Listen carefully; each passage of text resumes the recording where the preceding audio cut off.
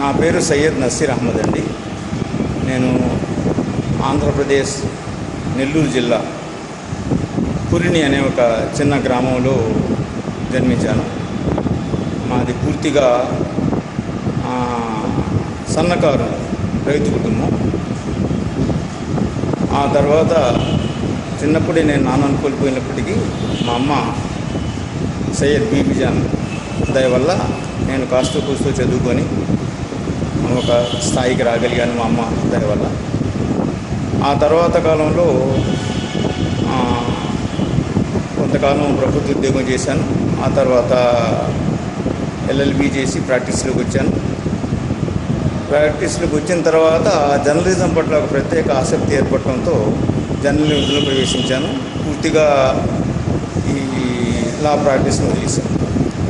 ఆ జర్నలిజంలో పనిచేస్తున్న క్రమంలో దాదాపు ఒక 15-20 సంవత్సరాలు జర్నలిస్ట్గా వివిధ పేపర్లలో, వివిధ మీడియా, ఎలక్ట్రానిక్ అండ్ ప్రింట్ మీడియాలో పనిచేసిన తర్వాత భారత స్వాతంత్రోద్యమంలో ముస్లింలు నిర్వహించిన పాత్రకు సంబంధించి వివరాల కోసం అన్వేషణ ప్రారంభిస్తే తెలుగులో అటువంటి పుస్తకాలు ఏవి నాకు దొరకలేదు.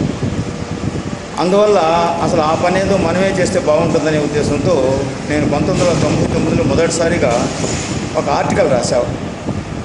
భారత స్వాతంత్రోద్యమంలో ముస్లిం మహిళల పాత్ర అనే అంశం. దానిని ఒక పేపర్ వాళ్ళు పబ్లిష్ చేస్తే ప్రతి వాక్యంలో 4 తప్పులు వచ్చింది.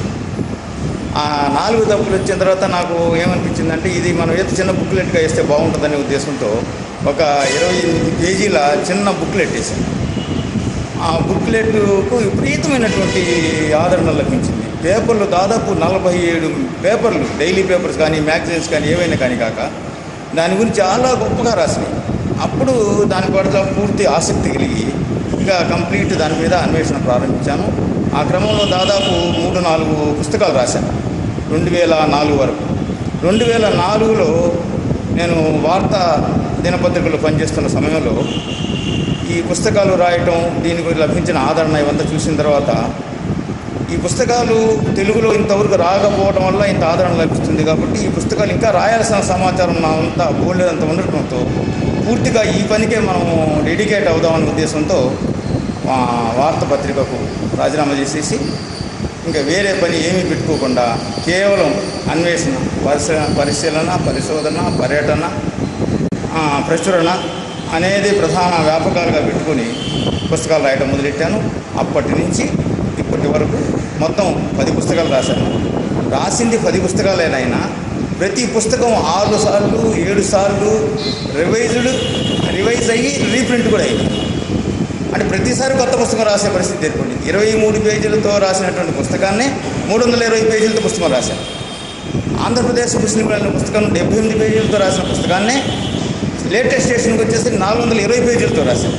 అన్న నేను రాసిన ప్రతి పుస్తకం కూడా 30-40 పేజీల నుంచి 100 పేజీల్లోకి వెళ్ళిపోవటం జరిగింది. ఆ క్రమంలో ఇప్పుడు దాకా రాసిన పుస్తకాలన్నీ మొత్తం 10 పుస్తకాలు.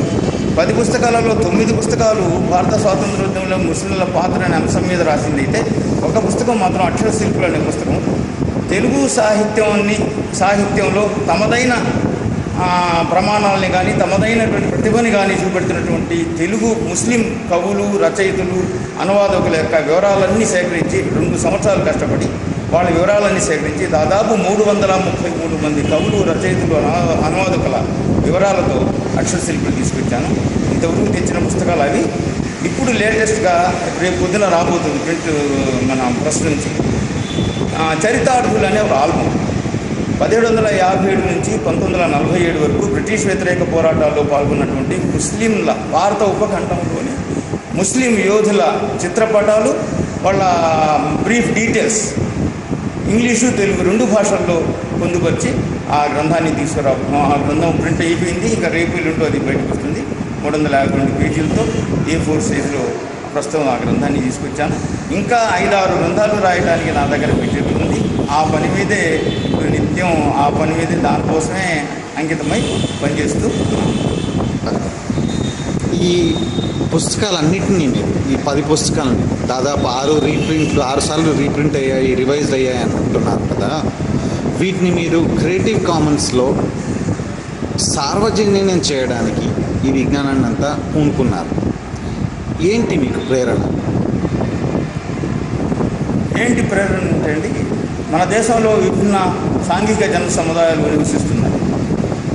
నివసిస్తున్నప్పుడు కొన్ని రాజకీయ స్వార్థపర శక్తులు తమ స్వార్థం కోసం, తమ రాజ్యాధికారాన్ని కైవసం చేసుకోవడం కోసం ఈ రెండు ప్రధాన స్రవంతుల మధ్య వైరుధ్యాన్ని సృష్టించి రాజ్యాధికారాన్ని కైవసం చేసుకోవడానికి ఒక పెద్ద కుట్ర జరుగుతుంది.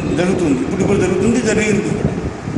ఆ నేపథ్యంలో ప్రజలను విడదీసి వాళ్ళు రాజ్యాధికారాన్ని చేపట్టాలనే ప్రయత్నం చేస్తున్నప్పుడు ప్రజలను కలిపి మన దేశాన్ని పటిష్టంగా రూపొందించుకోవడానికి కానీ, ఒక స్నేహ సంబంధాలు పెంపొందించుకోవడానికి కానీ, మత సామరస్యాన్ని మరింతగా పటిష్టపరచుకోవడానికి కానీ ఏమి చేస్తే బాగుంటుందనే ఒక ఆలోచన కలిగినప్పుడు ఒక రచయితగా, ఒక జర్నలిస్ట్గా నాకు ఈ రచనా కార్యక్రమాన్ని చేపడితే మంచిదని అనిపించింది. అది ఎట్లా అంటే, ఈ దేశంలో అనేక భిన్న సముదాయాలు నివసిస్తున్నప్పుడు ఒక సముదాయం ఒక సముదాయం యొక్క త్యాగాలు, ఒక సముదాయం యొక్క కృషి రెండో సముదాయానికి తెలిసినప్పుడు ఒకరి పట్ల ఒకటి పరస్పర గౌరవం కలుగుతుంది, సదవగాహన కలుగుతుంది, సదభిప్రాయం కలుగుతుంది. తద్వారా సామరస్య వాతావరణం ఏర్పడుతుంది, సహిష్ణుతకు అవకాశాలు ఉంటాయి. అందువల్ల ఈ ప్రధాన జీవన సంస్థల మధ్య స్నేహ సంబంధాలు ఇప్పుడు ఉన్నాయి, ఇంకా ఉంటాయి కూడా. అవి మరింత పటిష్టపరచడం కోసం ఒకరి గురించి ఒకరు తెలుసుకోవడం చాలా అవసరం అని చెప్పేసి నేను ఫీల్ అయినాను. అందువల్ల నా మాతృభాషలో, నా తెలుగు భాషలో, నాకు తెలిసినటువంటి తెలుగు భాషలో మన రాష్ట్రంలో ఇటువంటి గ్రంథాలు లేకపోవడం వల్ల నా తెలుగు పాఠకులకు ఈ గ్రంథాలు అందజేయడం మంచిదని నాకు అనిపించి ఈ ప్రధాన లక్ష్యం కోసం ఈ చిన్న పనిని, నాకు చైతన్యనే చాలా చిన్నవాడిని, ఆ చిన్నవాడికి నా చిన్న ప్రయత్నాన్ని నేను ప్రారంభించాను. ఆ ప్రయత్నంలో భాగంగానే ఈ రచనా వ్యాసంగం అనేది కొనసాగుతుంది. సార్వజననీయత చేయాలనుకుంటున్నారు కదా మీరు, దానికోసమే కదా అని అన్నారు. దానికి టెక్నికల్గా, సాంకేతిక పరంగా నేనంత పెద్ద తెలిసిన వాడిని కాకపోవడం వల్ల నేనేం చేస్తున్నా అంటే, నా పుస్తకాలన్నీ పీడిఎఫ్ ఫైల్స్ చేసేసి పీడిఎఫ్ ఫైల్స్ని కోరిన వాళ్ళందరికీ పంపిస్తూ వచ్చాను గత 4 సంవత్సరాల నుంచి. ఆ గత 4 సంవత్సరాల నుంచిలో మొత్తం మీద దాదాపు ఇవాటి వరకు నిన్న కూడా పంపించి వచ్చాను. 3600 మందికి నా పుస్తకాలన్నీ పీడిఎఫ్ ఫైల్స్ పంపుతూ ఫ్రీగా. ఎస్, ఏమి తీసుకోకుండా. అంతేకాకుండా మొదటిసారి ప్రింట్ నేను వేసుకుంటాను, రెండోసారి ఎవరు వచ్చి అడిగినా వాళ్ళకి ఇచ్చేస్తాను, మీరు వేసుకోండి ప్రింట్ అని చెప్పేసి. ఈ 6 సార్లు కానీ 5 సార్లు కానీ రీప్రింట్ అయ్యి నేనే లేదండి. ఎవరో మీలాంటి సోదరులు వచ్చేది మేము ఇట్లా రీప్రింట్ చేసుకుంటాం, మాకు ఇస్తారన్నట్టు ఇది వాళ్ళకి ఇచ్చేసాను. ఆ విధంగా ఈ పుస్తకాలన్నీ అట్లా సార్వజనీయత అంటే జనంలోకి తీసుకెళ్ళటం, మీ ఉద్దేశం అదే కదా, జనంలోకి తీసుకెళ్ళటం అనే దాన్ని ఈ విధంగా నేను చేసుకుంటూ వచ్చాను. ఇప్పుడు సాంకేతికంగా ఒక విజ్ఞాన సర్వస్వం అని చెప్పబడుతున్నటువంటి వికీపీడియా ద్వారా ప్రపంచంలో ఏ మూల ఎక్కడ ఎవరైనా కానీ దాన్ని చదవడానికి కానీ, డౌన్లోడ్ చేసుకోవడానికి కానీ, దాన్ని తీసి మళ్ళీ వేరే చోట వాడుకోవడానికి కలిగేటువంటి ఒక గొప్ప అవకాశాన్ని కలిగజేస్తున్నటువంటి ఈ వికీపీడియా విజ్ఞాన సర్వస్వ సంపదలో నా పుస్తకాలు కూడా చేర్చడానికి మీరు వచ్చి అడగటం, అంత మహత్తర అవకాశాన్ని మీరు మాకు కలిగజేస్తున్నందుకు ఎంతో సంతోషంగా నేను దాన్ని ఒప్పుకోవడం జరిగింది. నా విజ్ఞప్తి ఏమిటంటే, మీరు ఈ పూర్తి స్థాయిలో పుస్తకాలన్నింటినీ కూడా మీ వికీపీడియా విజ్ఞాన సర్వస్వంలో భాగంగా చేసి ప్రపంచంలో ఉన్న యావత్తు ప్రజానీకానికి, ప్రతి వ్యక్తి కావాలనుకున్నటువంటి ప్రతి వ్యక్తికి ఈ సమాచారం అందజేసే ప్రయత్నం మీరు చేయండి, ఆ ప్రయోజనాలను కలగజేయండి. దీని ద్వారా మన దేశానికి మన దేశం యొక్క పేరు ప్రతిష్టలు ప్రపంచానికి తెలియడానికి చాలా అవకాశాలు ఉంటాయని నేను భావిస్తున్నాను సార్. తప్పకుండా చాలా బాగా చెప్పారు. అసలు మీ ఈ కృషి, ఈ రీసెర్చ్, మీరు రీసెర్చర్ కాదు, మీరు రీసెర్చ్ చేయాలని నేను మొదలు పెట్టలేదు. బేసిక్గా నేను MCom student, commerce student. I started my life as a teacher, ఒక కామర్స్ లెక్చరర్గా ప్రారంభించాను. ఆ పని చేసుకుంటూ వచ్చాను. ఆ తర్వాత జర్నలిజంలోకి ఎంటర్ అయ్యాను. ఆ తర్వాత ప్రాక్టీస్ మొదలెట్టాను, ఎల్ఎల్బి చేసి లాయర్గా ప్రాక్టీస్ మొదలెట్టాను. ఆ తర్వాత జర్నలిజం. బేసిక్గా నేను అసలు హిస్టరీ స్టూడెంట్నే కాదు, అంటే హిస్టరీ పట్ల ఆసక్తి కలిగిన వ్యక్తిని, కానీ నేను హిస్టరీ చదువుకున్న వ్యక్తిని కాదు. అయితే నాకు ఈ ఆలోచన కానీ హిస్టరీ ద్వారా మాత్రమే మనం ఈ జన సముదాయాల మధ్య ఉన్నటువంటి అంతరాలని కానీ, తారతమ్యాలను కానీ, ఒక అపోహల్ని కానీ తొలగించడానికి అవకాశం ఏర్పడుతుందనే ఒక భావన కలిగిన వ్యక్తిగా నేను హిస్టరీ రాయడం మొదలెట్టాను. ఆ క్రమంలో రీసెంట్గా ఎంఏ హిస్టరీ పాస్ అయ్యాను. మొన్న ఒక 2-3 సంవత్సరాల కిందట ఎంఏ హిస్టరీ రాసి మళ్ళీ ఎంఏ హిస్టరీ పాస్ అయినా. అంటే అసలు దీనికి సంబంధం లేదు. అసలు లీగల్ ఒకవైపు, జర్నలిస్టింగ్ ఒకవైపు కామర్స్ విద్యార్థిని, అలా అయి ఉండి కూడా దీన్ని రాయటం అనేది అది ప్రజలు నా వాక్యాన్ని ఆదరిస్తున్నందువల్ల నేను ఇంకాస్త మరింత ఇన్మడించిన ఉత్సాహంతో ముందుకెళ్తున్నానేమో అని నాకు అనిపిస్తుంది. అంటే ఎక్కడి నుంచి వచ్చింది మీకు నేను ఈ ఐతిహాసిక చరిత్రను, ఈ చరిత్ర ద్వారా మీరు అన్నట్టుగా సముదాయాల మధ్య సామరస్యతను పెంపొందించే ఒక సాధనంగా మీరు దీన్ని చూస్తున్నారు, చరిత్రను రాయడం. ఎక్కడి నుంచి వచ్చింది ఈ తపన అనేది? ఎందుకంటే మీ బ్యాక్గ్రౌండ్ అసలు ఎక్కడ కూడా మీకు రీసెర్చ్ నాలెడ్జ్ మీరు తీసుకొని చేయాలని, మీకు మంచిగా కామర్స్ లెక్చరర్గా మీరు ఉండొచ్చు, జర్నలిస్ట్గా మీరు పెరిగి ఉండొచ్చు, లీగల్ లాయర్గా పెరిగి ఉండొచ్చు. ఎక్కడ ఏ పాయింట్లో మీకు ఏదైనా ఉందా దట్స్ ద మూమెంట్ అని చెప్పడానికి అప్పుడు అనిపించింది నాకు ఇది చేయాలని అన్నట్టుగా? అది జరిగింది 1999 ప్రాంతంలోనే. ఇక్కడ సత్తెనపల్లి, గుంటూరు జిల్లా సత్తెనపల్లి అనే గ్రామంలో బహిరంగ సభ ఏర్పడింది. స్వాతంత్రం ఆగస్టు 15 సందర్భంగా, రేపటి ఆగస్టు 15 సందర్భంగా. దాంట్లో మున్షి మస్తాన్ బేగ్ అని చెప్పి ఒక స్వాతంత్ర సమరయోధుడిని సన్మానిస్తూ ఆ కార్యక్రమంలో మాట్లాడటానికి నన్ను కూడా ఏదో చిన్న గెస్ట్గా మాట్లాడటానికి, నేనేం పెద్ద ఇది కాదు, ఆ పెద్ద ఆయన్ని పిలుస్తూ నన్ను పిలిచారు. ఆ పెద్ద ఆయన నన్ను తప్పకుండా రమ్మని కోరాడు. తీరా నేను అక్కడికి వెళ్ళేసరికి ఆ మున్షి మస్తాన్ గారికి జ్వరం వచ్చి ఆయన రాలేకపోతే నన్ను ఏం చేశారంటే మీరు మాట్లాడాలి విషయం అన్నారు. 700-800 మంది ఉన్నారు జనం. ఆ జనంలో సబ్జెక్టు మీరు మాట్లాడాలన్నారు. ఎట్లా మాట్లాడాను ఏమిటో కానీ భారత స్వాతంత్రంలో ముస్లింల పాత్ర మీద 1:45 నిమిషాలు మాట్లాడాను. ప్రింట్ ఆఫ్ సైలెన్స్, చప్పట్లు, ప్రింట్ ఆఫ్ సైలెన్స్, ఆసక్తి.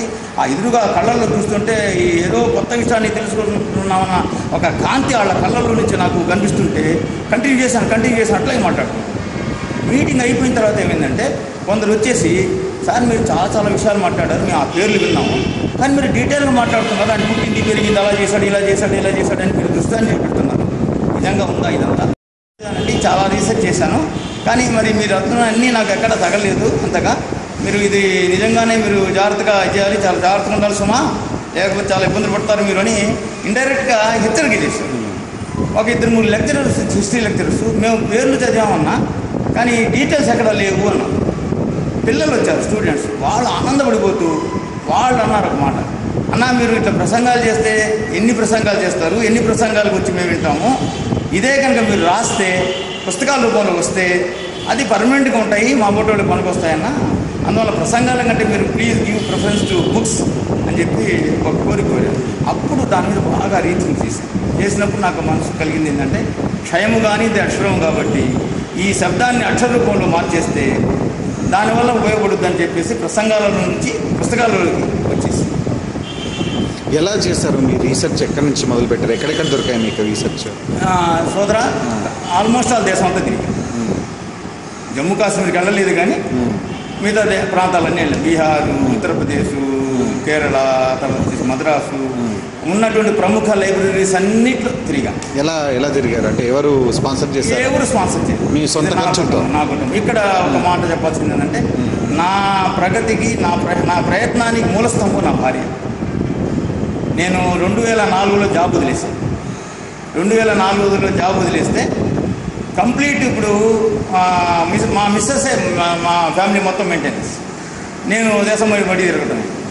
నేనేం పెద్ద ఇది కాకపోయినప్పుడు కూడా తినటానికి, మర్యాదగా బతకడానికి కావాల్సినంత ఉంది కాబట్టి నేను కంప్లీట్ ఈ పని మీదే ఉన్నాను, ఈ పని పూర్తి చేసుకుంటాను. అయితే ఎక్స్పెండిచర్ ఎట్లా మీరంటే, నాకు ఎక్కడ పోయినా కూడా నాకు మిత్రులు ఉన్నారు, వాళ్ళ ఇళ్లలోనే ఉంటాను, వాళ్ళతోనే ఉంటాను. నన్ను ఎక్కడ వెళ్ళినా కూడా ఆదరించే సోదరులు ఉన్నారు, వాళ్ళ ఇళ్లలో ఉంటాను, తిరుగుతాను, ఆ పని చూసుకుంటాను, తిరుగుతుంటాను. కాబట్టి నాకు పెద్ద లావిష్గా, లగ్జరియస్గా కానీ ఇది ఉండాల్సిన అవసరం లేదు. ఇది ఒక ప్యాషన్తో మీరు చేశారు.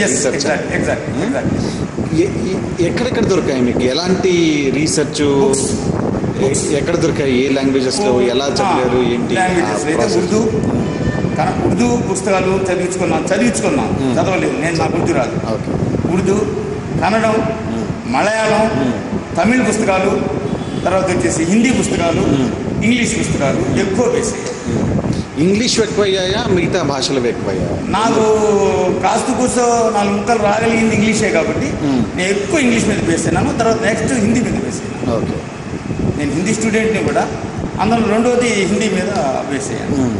గవర్నమెంట్ ఆఫ్ ఇండియా వాళ్ళు వేసిన పుస్తకాలు కానీ, గాంధీజీ కలెక్టర్ వర్క్స్ కానీ, నెహ్రూ పుస్తకాలు కానీ, ఇవన్నీ ఆ పాత చరిత్రకు సంబంధించిన పుస్తకాలన్నింటి విపరీతంగా చదివి బండిల్స్ పుస్తకాలు చదువుకోవటం, నోట్స్ రాసుకోవటం, తెచ్చుకోవటం.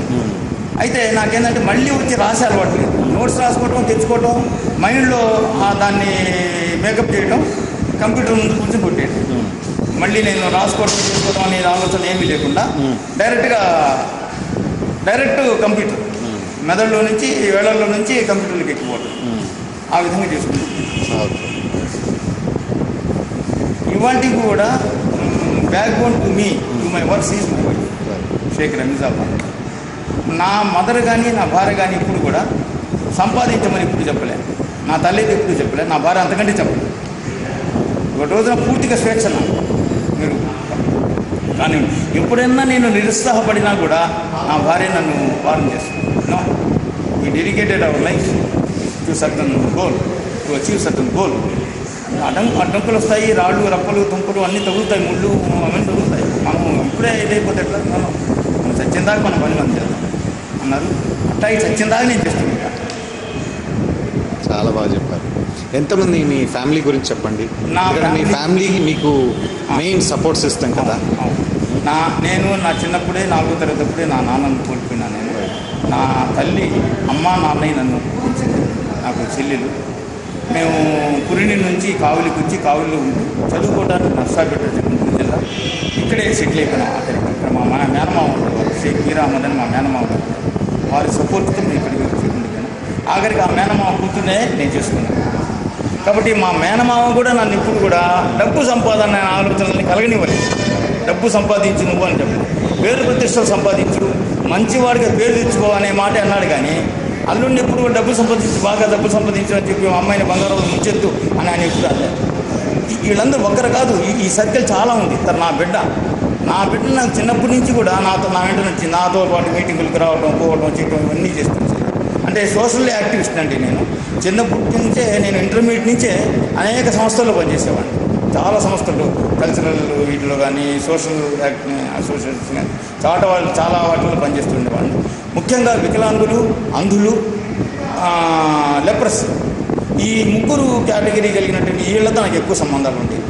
వాళ్ళకు సహాయ సహకారాలు అందజేయడానికి లైజన్ ఆఫీసర్గా పనిచేసేవాడిని. బ్లైండ్ నర్సాపేటలో బ్లైండ్ స్కూల్ ఉంది. ఆ బ్లైండ్ పిల్లలకు మీరు ఎక్కడైనా ఎనీ బ్లైండ్ మీరు ట్రైన్కి వెళ్ళి అడిగేటప్పుడు నర్సాపేట చదువుకున్నామని అడగండి. నర్సాపేట నేను చదువుకున్నానంటే నజీర్ సార్ తెలుసా అని అడగండి. టక్కని చెప్తాడు అమ్మా నజీర్ సార్ మాకు తెలుస్తారు. అట్లా బ్లైండ్తో, వికలాంగులతో, తర్వాత లెప్రస్.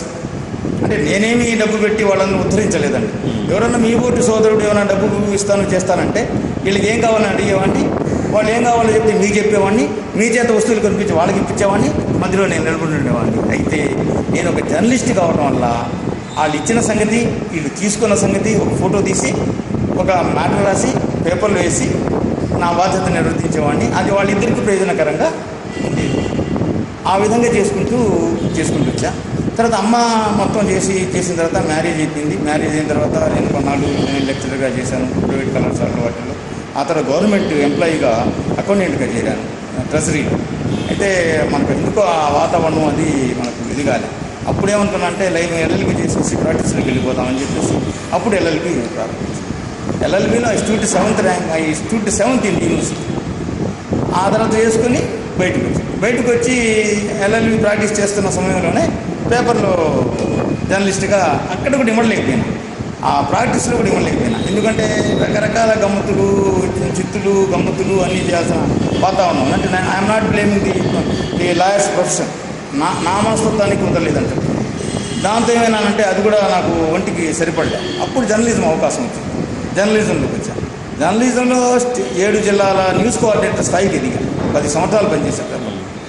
పనిచేసి దాంట్లో నేను ఉంటున్న సమయంలోనే నేను చేస్తున్న పేపర్ మూతపట్టడం, ఆ తర్వాత ఇంకో పేపర్లోకి వెళ్ళటం, ఆ తర్వాత అది కూడా పరిస్థితి బాగలేకపోవడం. సిటీ కేబుల్లో ప్రింటింగ్ ఎలక్ట్రానిక్ మీడియాలో 6 years పనిచేశాను. న్యూస్ అండ్ లీగల్ కోఆర్డినేటర్ పనిచేశాను.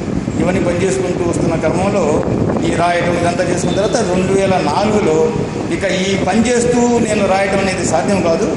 అందువల్ల it is better to select this one or that one, ఉద్యోగం చేసుకుంటావా అయితే దీనికోసం అని చెప్పి అనుకున్నాను. అప్పుడు నా ఫ్యామిలీ మేమంతా కూర్చొని మాట్లాడుకుంటూ ఏం చేద్దాం, ఇది పరిస్థితి, నా దగ్గర మెటీరియల్ ఉంది, నేను తప్ప ఇంకెవరు రాయలేరు, నేను ఇవాళ రోజు నేను చనిపోతే ఇది ఇంకెవరు రాసే పరిస్థితి లేదు, మళ్ళీ నా బోర్డు ఎవడన్నా రాయాలంటే మళ్ళీ అతను చాలా కష్టపడాల్సి ఉంటుంది. అందువల్ల మనం రాద్దామా, చచ్చి బతుకుదామా, బతికి చద్దామా అని ఒక ప్రపోజిషన్ వాళ్ళ ముందు పెట్టి, చచ్చి బతుకుదాం, మనం ఇప్పుడు చచ్చిపోతాం, నేను పుస్తకాలు రాస్తుంటే చచ్చిపోతాం, కానీ నా పుస్తకాల ద్వారా నేను బతుకుతాను, నా పుస్తకాలతో నేను బతుకుతూ నా కుటుంబాన్ని బతికించుకుంటాను. అట్లా కాదు, ఇప్పుడు నేను ఏదో పేపర్లో చేరుతా, సీనియర్ మోస్ట్ జర్నలిస్ట్ అండి నేను, అందువల్ల ఏదో పేపర్లో చేరుతా, నాకు సాక్షి నుంచి ఆఫర్ వచ్చింది ఆ టైంలో చేరుతా, డబ్బు సంపాదిస్తా, తింటాం, చచ్చిపోతాం, ఆ తర్వాత ఎవరు మనల్ని పట్టించుకోరు. కాబట్టి చచ్చి బతుకుదామా, బతికి చేద్దామా, ఏదో ఒకటి తెలుసుకుందామని చెప్పి ఆ ప్రపోజిషన్ పెట్టాం. మా ఇంట్లో మా తల్లి, మా తండ్రి, మా భార్య, వాడు ఒకే మాట చెప్పారు, నాన్న నీ ఇష్టం వచ్చినట్టు చేయరా నాన్న అని. ఆమంటే ఫ్యామిలీ నేను చూసుకుంటాను, మీరు మీ పని మీకు కానిచ్చండి. ఎంతమంది మీకు పిల్లలు? నాకు అదొక ఛాన్స్ ఏంటంటే నాకు ఒకటే పాప, ఆ బాబుకు మ్యారేజ్ చేసేసాను, ఆమె ఇంటికి వెళ్ళిపోయింది, వాళ్ళు దే ఆర్ హ్యాపీ, అల్లుడు డాక్టర్ కాబట్టి దే ఆర్ హ్యాపీ, వాళ్ళు మన నుంచి ఆశించేది కానీ అటువంటి ఏం లేదు, దే ఆర్ వెల్ అనమాట, వాళ్ళు ఉండిపోయారు. నేను, నా భార్య, మా తల్లి, నా తల్లి కూడా ఒక 4 years బ్యాక్ చనిపోయారు, నేను మా ముసలామె, మేము ఇద్దరమే ఇప్పుడు. కాబట్టి నిరంతరం ఇదే పని. ఇక్కడ కూడా నేనేది పెద్ద గొప్ప లేకపోతే నా కుటుంబం యొక్క గొప్పతనం అనే దానికంటే కూడా భౌతిక పరిస్థితులు, కౌటుంబిక పరిస్థితులు నాకు ఇటువంటి సదుపాయాన్ని కలగజేసి, ఏ వ్యక్తి అయినా కూడా అనేది గొప్ప అంటానికి వీల్లేదు, వాడి చుట్టూ ఉన్నటువంటి భౌతిక పరిస్థితులు, ఆర్థిక పరిస్థితులు, కౌటుంబిక పరిస్థితులు వాడికి ఎలా దోహదపడుతున్నాయన్న దాన్ని బట్టే వాడు ఎలివేట్ కావడం కానీ కూలిపోవడం కానీ జరుగుతుంది. నేను నా వ్యక్తిగతంగా నేనేదో పెద్ద అనే కంటే కూడా నా చుట్టూ ఉన్నటువంటి ఆర్థిక, సామాజిక, కౌటుంబిక పరిస్థితుల నేపథ్యం నాకు అనుకూలంగా ఉండటం వల్ల నేను ఈ పరిస్థితిని కొనసాగించుకుంటూ పోతున్నానని నేను భావిస్తున్నాను. మీ పరిశోధన గురించి మాట్లాడితే దాదాపు మీరు 15-20 సంవత్సరాలు ఈ ఒక సబ్జెక్ట్ పైనే పనిచేస్తూ వస్తున్నారు. 2004 నుంచి ఇదే మీ పని మొత్తం? 99 నుంచి మామూలుగా చేస్తున్నాను, మిగతా పనులు చేస్తున్నాను. మొదటి పుస్తకం 99, రైట్. కానీ 2004 నుంచి మొత్తం ఇదే ఇంకా కంప్లీట్గా డెడికేటెడ్గా. ఈ పరిశోధన చేస్తున్న క్రమంలో మీకు ఎక్కడైనా అరే ఏంటిది నాకు తెలియదే, ఇలాంటి ఒక మ్యాజిక్స్, సర్ప్రైజెస్ చాలాసార్లు ఏడ్చిన రోజులు కూడా ఉన్నాయి, ఎందుకు పెట్టుకున్న రోజులు కూడా ఉన్నాయి, ఎందుకు పని చేస్తూ అంటే ఇంత త్యాగం చేసినటువంటి తల్లుల సంగతి, ఇంత త్యాగాలు చేసిన తండ్రుల సంగతి, మన పూర్వీకుల సంగతి మనకు తెలియకుండా పోయింది ఏంటి. వాళ్ళు ఎటువంటి దేశాన్ని, ఎటువంటి దీన్ని, సమాజాన్ని కోరుకున్నారు, ఆ సమాజానికి వాళ్ళు ఎందుకో కదా వాళ్ళు అంత త్యాగాలు చేసింది, వాళ్ళు కోరుకున్న సమాజానికి భిన్నంగా ఇదంతా తయారైంది ఏమిటబ్బా, అసలు ఇంత త్యాగాలు చేసిన వాళ్ళు మర్చిపోవటం ఏంటయ్యా, నాకు అర్థం కాలే. కలుస్తావా, కలుసు, నీ లక్ష్యం ఏంటి, ఈ దేశం, నా దేశం నుంచి తట్టా పుట్ట సర్దుకుని వెళ్ళటమే నా లక్ష్యం, రే ఫైర్ అంటే కాల్చి పారేస్తాం, ఏంటి తమాషా. మరి ఆ తల్లుల గురించి కనీసం తలుచుకోపోవటం ఏంది. మనం స్వాతంత్రం ఆగస్టు 15 అనగానే పండిత్ జవహర్లాల్ నెహ్రూ, లేదా పటేల్ గారు, లేదా గాంధీ గారు, ఇతను ఎవరు మన అబుల్ కలాం, వీళ్ళే. ఇంక ఎప్పుడైనా 1857లోకి వెళ్తే బహదూర్ షా జఫర్, అయిపోయింది, అంతేనా, ఇంకెవరు లేరా. ప్రథమ స్వాతంత్ర సంగ్రామంలో ఒక వ్యక్తిని పట్టిస్తే 50,000 రూపాయలు నజరానా ఇస్తానని బ్రిటిష్ ప్రభుత్వం ప్రకటించింది. అటువంటి వ్యక్తి పేరు ఎవరు ప్రస్తావించడం లేదంటే, ఇవాళ మనం రేపు పొద్దున మనం కోట్లాది మంది పోయి జై హింద్ అంటామే, ఫ్లాగ్ హైస్టింగ్ చేసేసి, ఆ జై హింద్ అనే మాటను ఎవరు ఖాయం చేశారు, మన ఆంధ్రుడు ఖాయం చేసి, మన ఆంధ్రప్రదేశ్ వాడు ఖాయం చేశాడు, ఉమ్మడి ఆంధ్రప్రదేశ్ సోదర, హైదరాబాద్కు చెందినటువంటి అబిద్ హసన్ సఫ్రానీ అనే అతను ఖాయం చేశాడు. మరి అది కూడా తెలియదు, మనం ఆ విషయం కూడా తెలియదు. అల్లూరి సీతారామరాజుకు తుపాకీ కాల్చడం నేర్పింది ఎవడు, వ్యక్తి మనకు తెలియదు. ఇటువంటి అనేక విషయాలు ఉన్నప్పుడు, ఇటువంటి గొప్ప గొప్ప విషయాలు తెలియకుండా పోయినాయే, ఈ ప్రజలకు అందకుండా పోయినాయే, ఈ తల్లుల త్యాగాలు ఆఖరికి ఏడ్చి డివైడ్ అయినప్పుడు, నేను నా దేశం కోసం ఎంత త్యాగం చేశాను, నా దేశం కలిసి ఉండాలని నేను కోరుకుంటే నన్ను పాకిస్తాన్ పొమ్మంటున్నారు ఏంట్రా ముండా కొడగలరా, నేను ఇక్కడే చచ్చిపోతా కానీ పాకిస్తాన్ పోను, బీబీ షఫాతున్ ఇస్తా అని చెప్పి వెళ్ళి ఇటువంటి వాళ్ళ ఎపిసోడ్స్, వాళ్ళ బాధలు చదువుకుంటున్నప్పుడు కన్నీళ్ళు వచ్చి తీరుతాయి. ఏడుపు, నేను చాలాసార్లు సార్ ఏడ్చిన సంఘటనలు, ఎమోషనల్కి గురైన సంఘటనలు, ఏడ్చిన సంఘటనలు చాలా. బహిరంగ సభల్లో మాట్లాడుతున్నప్పుడు కూడా నాకు ఒకసారి నాకు అనుకోకుండా నేను తన్నుకు వచ్చేస్తుంది ఆ ఎమోషనల్ ఇది. దాన్ని సర్దుకొని మళ్ళీ నేను చెప్పడానికి చాలా కష్టపడే పరిస్థితి. నా భార్య మీరు ఎమోషనల్ ఫీల్ అయితే మీరు ఎలా రాస్తారు? No, should not feel like that అని చెప్పి వచ్చి నన్ను మళ్ళీ చేసి మళ్ళీ కార్యక్రమాలు ఉపక్రమించడానికి నన్ను డానిక్గా పనిచేసి అటువంటి సంఘటనలు చాలా ఉన్నాయి సార్, ఒకటే కాదు చాలా ఉన్నాయి. మీ పరిశోధనలో ఏంటి పెద్ద అడ్డంకులు ఏమన్నా వచ్చాయా? ఏంటి అడ్డంకులు? ఎస్, చాలా గొప్ప విషయం, చాలా గొప్ప వచ్చింది. ముస్లిమ్స్లో వచ్చేసరికి ఏంటంటే సోదర, నాకు వాళ్ళ యొక్క ఆధ్యాత్మిక భావజాలం అనేది వాళ్ళని వాస్తవాలకు అనుగుణంగా ఉండటం కాకుండా వాళ్ళదైనటువంటి పరలోక చింతనతో ముడిపెట్టి ఇవన్నీ మనం చెప్పుకోవాల్సిన అవసరం లేదయ్యా, ఇవన్నీ మనం రాసి పెట్టాల్సిన అవసరం లేదు, ఇదంతా నువ్వు రాయాల్సిన అవసరం లేదు, దేవుడి సాక్ష్యం వాడు చూసుకుంటాడు, ఆయన సాక్ష్యం అయితే మీరంతా రాయటం చేయడంలో ఉపయోగం లేదు అని వాళ్ళ చరిత్రను వాళ్ళే రాయకుండా ఉండిపోయారు. ఒకటి. రెండోది, అక్షరాస్యులు కాకపోవడం అనేది పెద్ద అడ్డంకి. అక్షరాస్యులు అయి ఉంటే వాళ్ళు జైల్లో ఉన్నప్పుడు కానీ బయట ఉన్నప్పుడు కానీ ఎక్కడ ఉన్నప్పుడు కానీ ఉత్తరాలు రాసేవాళ్ళు చేసేవాళ్ళు అవన్నీ రికార్డ్ అయ్యి వాళ్ళు కలెక్టర్ వర్సాఫ్ గాంధీ అంటే ఏంటి, ఉత్తరాలు ఇవేగా, ఇటువంటి ఏమి రాయడానికి అవకాశం లేదు. జైల్లో నుంచి ఇంటికి రాసిన ఉత్తరాలు కానీ ఇటువంటి ఏమి లేకుండా దానివల్ల అదొకటి. రెండోది, ఇంకోటి ముఖ్యంగా నేను ఫీల్ అయింది ఏంటంటే చరిత్రలోకి వచ్చేసరికి ఏమైందంటే భారత విభజన జరిగిన తర్వాత ముస్లింలు అంటే పాకిస్తానీయులు, హిందువులు అంటే హిందూ దేశం వాళ్ళు, భారతదేశం వాళ్ళు, వీళ్ళంతా పాకిస్తానీయులు అనే ఒక భావజాలం అనేది క్రియేట్. దానికి తగ్గట్టుగా పాకిస్తాన్తో మనకు 2-3 యుద్ధాలు రావటం, అసలు దాయాది అనగానే వాడిని ద్వేషించడం, మనం కలిసి ఉండి ప్రాణం ఉంటాం, మా తమ్ముడు మన నుంచి విడిపోగానే వాడు మనం ఎగ్గిస్తూ ఈడేంద్రో నన్ను ఎగ్గిస్తూ చూస్తున్నాడు అంటూ మొదలెడతాం. అట్లాగే మన దేశం పట్ల వాళ్ళ అభిప్రాయం కానీ వాళ్ళ దేశం పట్ల మన అభిప్రాయం కానీ క్రియేట్ కావడం వల్ల ఈ పరిస్థితుల్లో వీళ్ళ త్యాగాల గురించి చెప్పాల్సిన అవసరం ఉందన్న విషయాన్ని మనం మర్చిపోయాం. వాళ్ళ త్యాగాల్ని బయటికి తీసుకురావాలన్న విషయాన్ని మర్చిపోయాం. విజేతదే రాజ్యం, విజేతదే చరిత్ర అంటారు. విజేతలు ఎవరైతే ఉన్నారో వాళ్ళ చరిత్ర రాసుకున్నారు కానీ మిగతా జన సముదాయాలు ఎంతమంది దళిత జనులు, స్త్రీలు, ముస్లిమ్సే కాదు చాలా విస్మరించబడ్డ వాళ్ళు దళిత జనులు ఉన్నారు, దళిత వర్గాలు, మహిళలు ఎంతోమంది ఉన్నారు. మరి వాళ్ళందరి చరిత్రలు రాలేదు. కాకపోతే నాకు నేను ఈ జన సముదాయంలో పుట్టాను కాబట్టి నాకు ఇది అడ్వాంటేజ్గా ఉంది కాబట్టి నాకు అందుబాటులో ఉన్నాయి కాబట్టి నేను ఇది రాసుకుంటూ వచ్చాను. ఆ విధంగా ఆ నిర్లక్ష్యానికి గురయ్యారన్నమాట మాత్రం వాస్తవం. దాన్ని పొలిటికల్ మీదన్నా అనుకోండి లేదా ఇంకేమైనా కానీ కాదు. 3 కన్నాలు ఉంటాయి. వాళ్ళ ఆధ్యాత్మిక భావజాలం అనేది ఒకటి. రెండోది వచ్చేసి ఈ విషయం రమ్మా ఏమై బాగా మీకు ఆన్సర్ వచ్చేసిందా, చెప్పింది సరిపోయిందా? అది ఆధ్యాత్మిక భావజాలం అనేది ఒకటి, అక్షరాస్యత అనేది ఒకటి. రెండోది వచ్చేసి మనలో ఉన్నటువంటి డివిజన్ బాగా దెబ్బతీసి చరిత్రకారులు కూడా వీళ్ళ గురించి పట్టించుకోవాలి. ఎందుకు మదీనా అనే అతను తుపాకి నేర్పడన్న విషయం ఎంత గొప్ప విషయం కదా. లేని పాత్ర సీతను తీసుకొచ్చి సీతారామరాజుతో లింకు పెట్టేసి పిక్చర్లు తీసి చేశారే. అసలు ఒక విప్లవకారుడికి ఒక బ్రిటిష్ ప్రభుత్వంలోని పోలీస్ డిపార్ట్మెంట్లో పనిచేసినటువంటి మదీనా అనే అతను హెడ్ కానిస్టేబుల్, వాడు వచ్చి ఒక విప్లవకారుడికి తుపాకీ కాల్చడం నేర్పడం అంటే ఎంత పెద్ద నేరం అది. మరి అంత నేర్పిన వాడి గురించి మన కృష్ణ గారు ప్రస్తావించలే. సీతను తీసుకొచ్చి పెట్టేశాడు డబ్బుల కోసం. మరి ఇట్లా విస్మరించబడ్డట్టే కదా వీళ్ళందరి గురించి. ఎలా మీరు ఈ పరిశోధన చేస్తున్నప్పుడు ఎలా నిర్ధారించగలిగారు మదీనా అవును ఇతను నేర్పించాడు? చారిత్రక ఆధారాలు మీకు ఎక్కడ దొరకాయి? ఎలాంటి ఆధారాలు మీరు సేకరించారు? చారిత్రక ఆధారం ఎప్పుడు కూడా మనిషి వచ్చి మనకు చెప్పే పరిస్థితి లేదు. మదీనా వచ్చి నేను నేర్పడని నాకు చెప్పడు, అల్లూరి సీతారామరాజు వచ్చి నాకు చెప్పారని చెప్పాడు.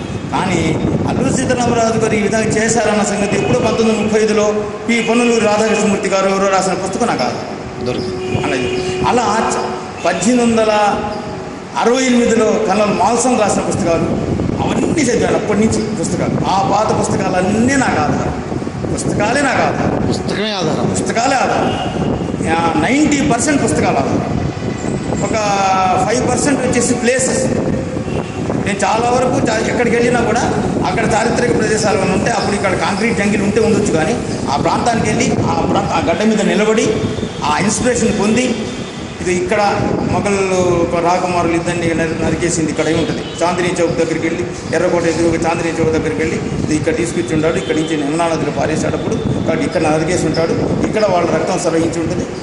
ఎండన్నా కూడా వాళ్ళ రాళ్ళ మీద పడేస్తే ఆ బట్టలు లేని ఆ శరీరాలు కమిలిపోయి ఉంటాయి ఆ రోజు అక్కడ. ఇదై ఉంటుంది అని ఫీలింగ్. కర్నూలు వెళ్తే గులాం రసూల్ ఖాన్ని ఇక్కడ పోరాడాడేమో గులాం రసూల్ ఖాన్ బ్రిటిష్ వాళ్ళకి వ్యతిరేకంగా. ఇక్కడ అతని రక్తం అంతా చిందిందేమో, కింద పడిపోయినాడేమో అన్నప్పుడు ఆ ప్లేస్ ఇప్పుడు ఆ ప్లేస్ పోతే ఏం లేదు, ఇళ్ళు కట్టుకొని అసలు అందరూ గందరగోళం ఉన్నారు. అదే విశాఖపట్నంకి వెళ్తే 1780లో బ్రిటిష్ వాళ్ళకి వ్యతిరేకంగా పోరాడి ఫిరంగికి కడి పేల్చబడినటువంటి సుబేదార్ అహ్మద్ అతను వచ్చేసి ఆ అబుసరం వీధిలో అతన్ని కట్టేసి పేల్చేశాడు.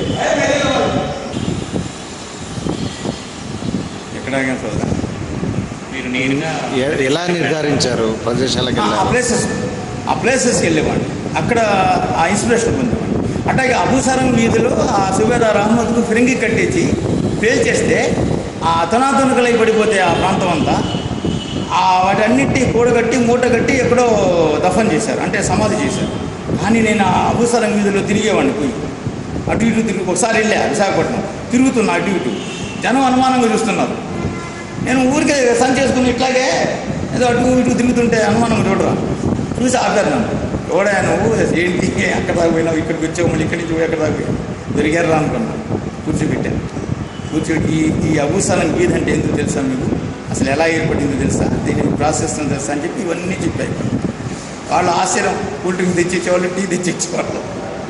అట్లా వెళ్ళిన చోటల్లా నేను మామూలుగా జనరల్గా మీటింగ్లు వాటికి వెళ్తుంటాను కదా, ఈ సబ్జెక్ట్ మీద కానీ వేరే సబ్జెక్ట్స్ మీద మాట్లాడటం, ప్రసంగాలు చేయడానికి ఎక్కడ ప్లేస్కి వెళ్ళినా అక్కడ చారిత్రక నేపథ్యాన్ని కనుక్కొని ఆ ప్రాంతాలకు వెళ్ళటం, అక్కడ విషయాలు సేకరించుకోవటం, అక్కడ లైబ్రరీస్కి వెళ్ళటం, ఒక రోజు 2 రోజులు ఉంటాను, ఆ ప్లేసెస్కి వెళ్ళటం, ఆ ప్లేసెస్కి వెళ్ళి అక్కడ తిరగటం ద్వారా ఒక రకమైన ఇన్స్పిరేషన్ పొందడం అనేది ఆ రకంగా చేసుకుంటూ ఇట్లా సమకూర్చుకుంటూ వచ్చేస్తాను.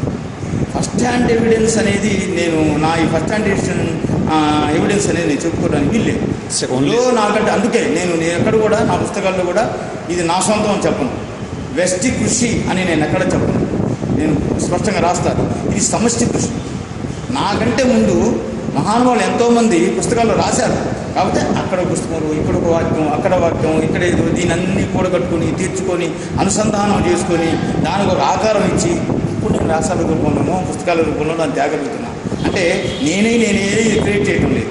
నాకంటే నా పూర్వీకులైనటువంటి చరిత్రకారులు, ప్రజలు, వాళ్ళు సంక్షిప్తం చేసి నిక్షిప్తం చేసినటువంటి సమాచారం ఉంది. ఆ సమాచారాన్ని నేను మళ్ళీ తీసుకొని నా తెలుగు భాషలో నాకు తెలిసిన అంశాన్ని నేను మళ్ళీ ప్రజెంట్ చేస్తున్నాను. కాబట్టి ఇది నా కృషి ఒకటే కాదు, నా వెనక వందలాది వేలాది మంది నా పూర్వీకులైన చరిత్రకారులు. అంటే నా పూర్వీకులు అంటే ఇక్కడ ఇది సోదరు, నా భారతీయులు, అంతేగాని మన పూర్వీకులు చరిత్రకారులు, మన ప్రజలు, వాళ్ళు దాచిపెట్టినటువంటి సమాచారాన్ని, వాళ్ళు నిక్షిప్తం చేసినటువంటి సమాచారాన్ని, భద్రపరిచినటువంటి సమాచారాన్ని తీసుకొని నేను మళ్ళీ చేస్తాను. అయితే అదృష్టవశాత్తు కొందరు ఫ్రీడమ్ ఫైటర్స్ కలవడం, పెద్ద వావిలాల గోపాలకృష్ణ లాంటి వాళ్ళు, అప్పట్లోనే సంపత్ కుమార్ గారు, ఇటువంటి చాలామందిని కలిసి లక్కి, వాళ్ళందరితో మాట్లాడటం, మౌలా గారు, ఇక్కడ ఒక పరిటాల మౌలా గారు, వీళ్ళందరితో మాట్లాడటం చేయడం, అట్లా కొంత అదృష్టం కలిగింది. వాళ్ళ ద్వారా సేకరించింది కొంత, పుస్తకాల ద్వారా సేకరించింది కొంత, పుస్తకాల ద్వారానే ఎక్కువ, అత్యధికంగా పుస్తకాల ద్వారా. ఇతర చరిత్రకారులు, పండితులు, మన వివిధ యూనివర్సిటీస్లో ఉన్నటువంటి ప్రొఫెసర్స్, వాళ్ళకు కలవటం, వాళ్ళతో మాట్లాడటం, వాళ్ళ దగ్గర నుంచి విషయాన్ని సేకరించుకోవడం, అవగాహన చేసుకోవడానికి ఇన్ని రకాలుగా ఇవంతా పనిచేసుకుంటూ వచ్చాను. కాబట్టి నేను చేయగలను. ఇంటర్నెట్ ఏ విధంగా అమ్మో, అసలు ఇంటర్నెట్ హెల్ప్ చేసిందా అంటే చేయలేదు అని చెప్పడానికి సాహసించలేదు. Yes, it is played very vital role in my life, in my literary life. ఎందుకంటే చాలా ఇమ్మీడియట్ నాకు ఆన్సర్ తెలుసుకుంటాను. జహాంగీర్ పూర్తి పేరేంటి, జహాంగీర్ పూర్తి పేరా అనేలోగా నేను ఊరికే గూగుల్ కొట్టేసి జహాంగీర్ అని కొట్టంగా వికీపీడియా వాడు దేవుడు అది బయటకు వచ్చేస్తే దాన్ని నొక్కగానే వాడి పూర్తి పేరు ఇదయ్యాని వచ్చేస్తుంది. Bus with in seconds. తర్వాత నాకు ఇంకోటి మీకు చెప్పాల్సింది ఏంటంటే, నేను ఆల్బమ్ రాస్తున్నాను. ఈ ఆల్బమ్ తెచ్చాను కదా, it is my latest book. It is an album. It is album of 155 freedom fighters. ఈ పుస్తకం తెచ్చేటప్పుడు ఏమైందంటే ఇది భారత ఉపఖండానికి చెందినటువంటి పుస్తకం. భారతదేశపు యోధులు ఒక్కరే కాదు, భారతదేశ ఉపఖండానికి సంబంధించి. వీళ్ళు సియాల్కోట్ అంటాడు, సియాల్కోట్లో జన్మించాడు అన్నాడు. అనగానే వాడు రాష్ట్రం పేరు రాయడు అక్కడ, దేశం పేరు రాయడు అక్కడ. సియాల్కోట్ అంటే ఎక్కడ, మరి ఏ ప్రాంతం ఏముంటుంది? సంప్రదించండి ఇంటర్నెట్ వారిని. ఇంటర్నెట్ సియాల్కోట్ అనుకోవటంగానే అది కంట్రీ మ్యాపు, బొమ్మ, అక్కడ ప్రాశస్త్యం ఏంటి, దాని చరిత్ర ఏంటి, దాన్ని మొత్తం ఇచ్చేస్తాడు. మనము డిస్టిక్, తర్వాత వచ్చేసి స్టేటు, కంట్రీ తీసుకోవడం. ఇదిగో ఫలానా సియాల్కోట్లోని ఫలానా దేశంలోని ఫలానా రాష్ట్రంలోని, అట్లా ఎన్ని చూసామట. మన దేశం వాళ్ళు కాకుండా అటువైపు పంజాబ్, అటువైపు మన దేశం సంబంధించి, తర్వాత పాకిస్తాన్, బంగ్లాదేశ్లకు సంబంధించిన వాళ్ళకి కూడా దీంట్లో ఉన్నాయి. కాబట్టి వాళ్ళ వివరాల కోసం, వాళ్ళ ప్లేసెస్ని ఐడెంటిఫై చేయడం కోసం వాళ్ళు అంతకుముందు యునైటెడ్ ఇండియాలో వచ్చేసి అదంతా రాసేవాళ్ళు కాదు. మనకి ఇప్పుడు రాయాల్సిన సత్యాము, బంగ్లాదేశం రాయాల్సి వచ్చా. అందువలన ఇంటర్నెట్ హెల్ప్ మీ. అసలు ఎంత నేను దాని గురించి ఎంత చెప్పినా కూడా తక్కువేస్తాను. ఆ క్రమంలోనే ఈ విషయాలు చూస్తున్నప్పుడే నాకు కూడా మనసులో కలిగిన అభిప్రాయం ఏంటంటే, నేను నా పుస్తకాల్లో రాసి నేను దాచిపెట్టుకోవడానికి రాయలేదు. నా పుస్తకాలలో ఉన్న సమాచారం ఎంతమంది కోరితే అంతమందికి చేరాల్సిన అవసరం ఉందని నేను గ్రహించాను. ఈ ఇంటర్నెట్ ద్వారా నేను పొందుతున్నటువంటి ప్రయోజనం నేపథ్యంలో నా పుస్తకాలు కూడా ఆ విధంగా జనంలోకి వెళ్ళాలనే ఆలోచన నాకు కలిగింది. అది మీ ద్వారా ఇప్పుడు సాకారం అవుతున్నందుకు చాలా సంతోషం. చాలా బాగా చెప్పారు సార్.